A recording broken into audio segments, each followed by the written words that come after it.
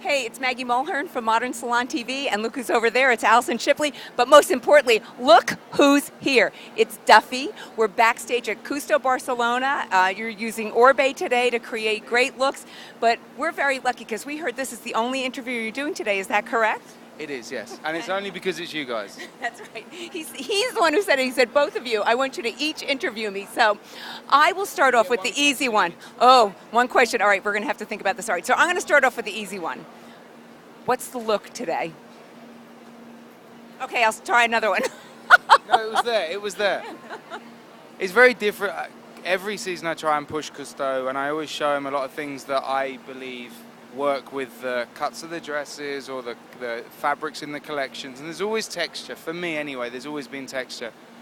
And we tried 15 different things last night, but he kept coming back to it being young and effortless and wearable, which is, some seasons there's a lot going on and you have to be quite confident to wear some of the pieces, whereas this, I think, it transcends every generation. Any age can wear it. Anyone, like, it's very, very, like, I look at the pieces and I'm like, I can see that with a pair of jeans, or I can see that with a white t-shirt, or I can see that with, a pair of Converse. So we came back around to this young and effortless girl, and they kind of just wanted them to look like they'd done it themselves, but there's always a little twist. So we've taken that element and we're playing with textures. There's 3 textures in the hair. There's a very hard front hairline.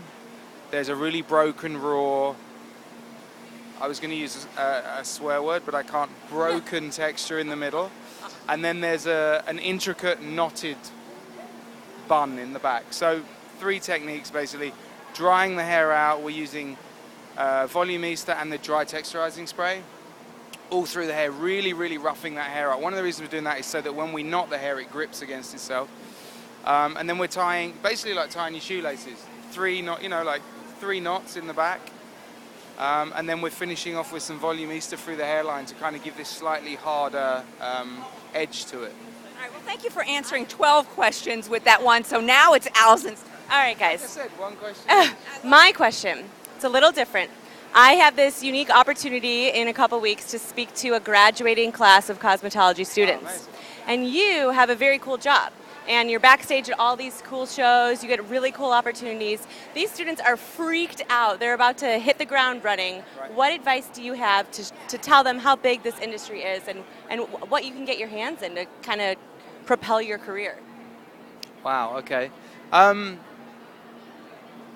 guess it's just persistence, determination, and a passion for what you do. And I think with anything, whether with any of the arts, I think if you are passionate about what you do and you put everything you have into it, you will succeed.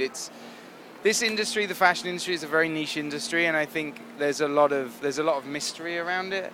But if you're good, I think if you're good at what you do and you love what you do, people notice that, and you will find like-minded creative people to collaborate with, and people will notice that. I mean, the funny thing is now with social media and the internet and everything, the world's a lot smaller, so people are more you can find people easier. So, you'll be on Instagram, you'll find an image you like, and that leads you to the person that made that image, and that leads you to the person that created the hair for that image. And so I think the creative world now has another outlet and another kind of almost directory. Like it's I'm not going to say it's getting easier, but you can find where you belong within each creative industry kind of easier these days, because there's so much more available to us, and the arts are a lot more recognized and supported these days, with sponsorship for shows and all these kinds of things. They're making it more accessible to the people that are willing to find it. It's not that everyone's able to come here and do this, but if you really want it, you will find it, because it is out there, and you can achieve the goals you set yourself, I think. That was a beautiful response and awesome advice. Here's your opportunity to give it a shout out to someone who helped you along the way. Wow, my mum, my dad. Who was your cosmetology teacher?